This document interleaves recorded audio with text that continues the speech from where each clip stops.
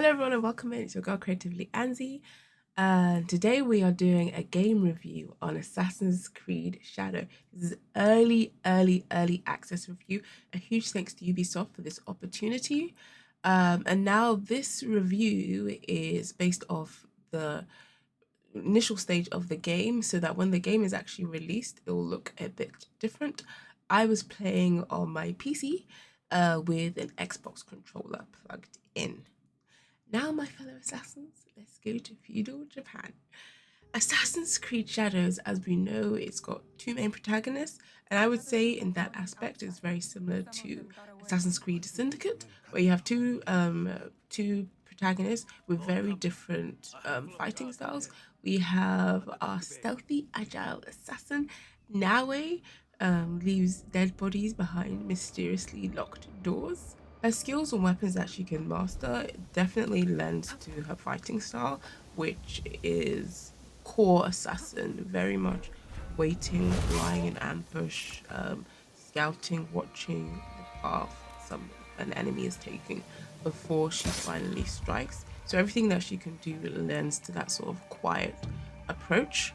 Then we have our lethal samurai, charging through doors, literally charging through a door, fly kicking someone into their next life, Yasuke, and his skills that he can master and weapons, that sort of thing, like a brute, being able to carry sort of heavier weapons, that sort of thing lends to the things that he can do. Very much sort of just barging in there and taking on like five guys at a time, sort of thing, and like waving his sword around and that sort of thing. And that's his fighting style. And the skill tree for both of the characters, I would say it's probably one of the most complex that Ubisoft has ever done for an AC game. And again, like Syndicate, Jacob and Evie, where they had two different ways of fighting, and the things that you could upgrade were vastly different. It's the same for Naoe and Yasuke, who have two very different ways that they can fight and different upgrades that they have very different upgrades that they can get. And it's, I would say, the way that they've done it in the game and how vast it is really, it's amazing and it's phenomenal, and it will really help people like sort of get into the mind of the character and how different they play, and has a lot of replayability as well. Not just because of the customization, but every single mission gives you the option of either playing as Naoe or Yasuke, every single mission, and which is I think is really great. Even the cutscenes, you can kind of influence them. So there's a lot of much that the player can do, which I was like, you can do what with the cutscenes? It's crazy. That's something you can turn on and off if you just want to watch the cutscenes or if you want to influence how the cutscene goes, so that you can sort of, it's different branches depending on how you answer a question, which is why I said about the replayability. As a long-time Assassin's Creed fan, I think we've all like been asking to go to feudal Japan for years, and they did not disappoint us on the map and how interactive everything is. The weather, like having like sort of the different weather types and how that will affect gameplay missions, um, using the dark shadows to like creep around and stuff like that when it's dark in the middle of the night, being able to play a mission when it's a bit darker, waiting around, or if it's summer or if it's winter, and being able to use the snow to your advantage. All of that sort of stuff makes it really immersive and very interactive in terms of everything. And it just takes it to that next level of gameplay. You have a hideout similar to Assassin's Creed Brotherhood, where you can sort of upgrade that hideout, forge alliances with other people that you meet, create a network of spies and scouts who can reveal areas for you. This is very much, they don't hold your hand at all in this game. You sort of have to like, it's like, oh, the mission is there-ish, where-ish, and you have to sort of figure out exactly specifically where you have to go investigate areas, that kind of thing. And using of your scouts really helps that. And I've always loved that. I That's one of the reasons why I really enjoyed Brotherhood, was because it's the network of assassins. and it makes sense to me. Like when you have a full network of assassins, like, oh, what did you go and discover there? What did you go and discover there? And helping out, and also the network, you can call upon them for help with the actual mission themselves. Like, oh, I'll assassinate him, you assassinate them, and we're good to go. So I thought that I'm really glad they brought it back for this game. For Naoe and Yasuke, both of you can call upon your other assassins to come and help you out in different ways, and obviously leveling them up. The more you level up your hideout, the better that will be.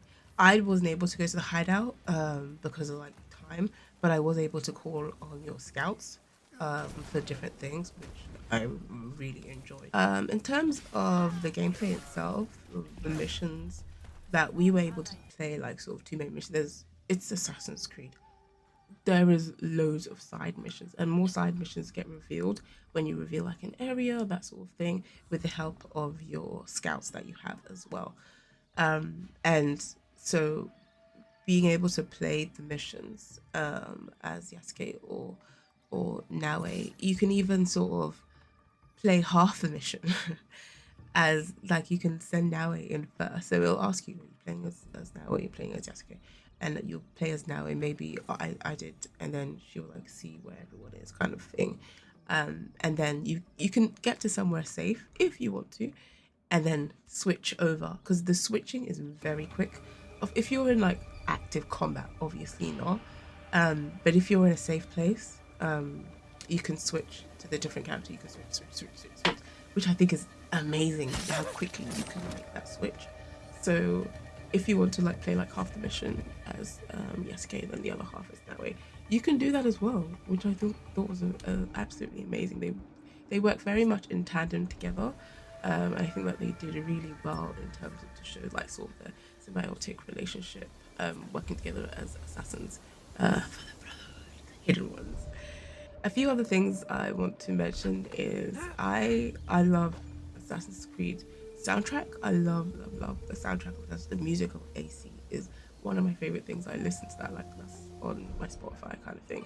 And they did not disappoint me with the soundtrack of this. And I love how every AC game has their own sort of specific. Oh, that is that Odyssey? Is that Valhalla? Is that this? Is that Origins? Is that is that Ezio's family? So I just really like that they've sort of made like the music never disappoints on the AC, and they didn't disappoint in this game. Of course, we are in Japan. Visually, it's absolutely stunning. There's so many picturesque places to go and see, and actually Naoe is somewhat of a painter, and you can like paint with her if you. It's that sort of like a side mission thing to do. If you see something like really pretty, it will give you like a prompt, and you'll be able to paint it. She's quiet, so it's just. I think they really hit it out the park with this game, and I honestly can't wait until they release the full game and I'm able to just like sink my teeth into it. I'm so excited. AC is out in March on PlayStation, Xbox, and PC. And I'm just gonna roll some of like the gameplay so you guys can get to see that and enjoy that. Let me know what you think as well about it. Your comments below, please. What do you think about first impressions of Assassin's Creed? Please don't forget to like, comment, and subscribe, and I'll see you all later.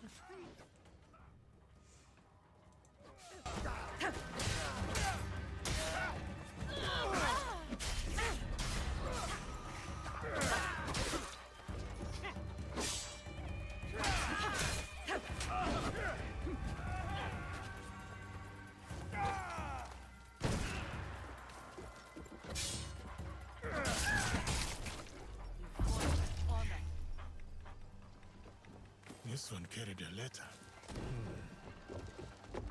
I am too late. He won't get away now.